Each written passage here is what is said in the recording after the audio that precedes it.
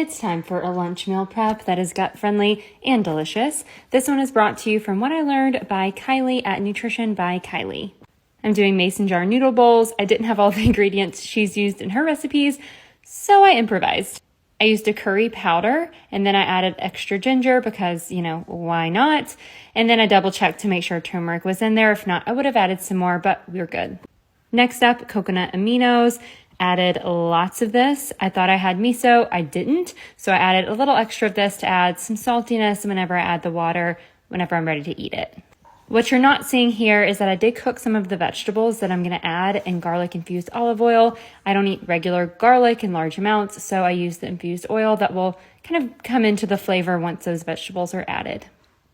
This part may not be necessary, but seems to, feel good to mix it all up together, just to add the flavors together. Next up, I'm adding a green onion stems. I chopped those in advance, and I tried to chop them extra fine, make them a little juicy. That's going to give you a lot more flavor from the stem part, which is low FODMAP, so IBS friendly. I also chopped up and I'm adding some cabbage.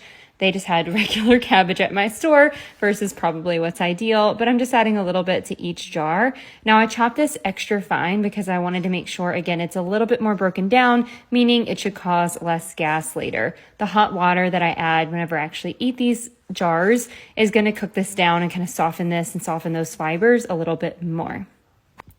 Next up are the veggies that I cooked in advance. So the reason why I actually cooked my veggies in advance, the harder ones to break down, is to make them a little bit more gas friendly. So these are going to be, more broken down fibers, easier to digest, less gas, less bloating, all that stuff after the meal. Now I tried using the spatula. As you can tell, it was messy and it wasn't working. So I found a better utensil. So just a little heads up. This is a messy process for me, but we made it work. So I'm adding carrots and green beans here. You can add any veggies you want. I was going to add bok choy, but went for the cabbage instead because I haven't had cabbage in a while. And there's a lot of value to fiber diversity. And as you can tell, this is a very serious task with my serious meal prep face. I promise I'm happy, but it just is what it is. So once I added all of that in, I cleaned up my mess. Everything was clean to begin with, and honestly, I'm the one eating it, so who cares? And then I added my protein, which is chopped tofu. I used a firm tofu, and then I pressed out more of the liquid. I use a little gadget I bought from Amazon that really helps me get the liquid out. That makes them lower FODMAP if that's something you're concerned about. But this is a great plant-based protein option that is usually very well tolerated by the gut, unless you really don't tolerate soy at all. But most people actually do. So really good quality protein to use.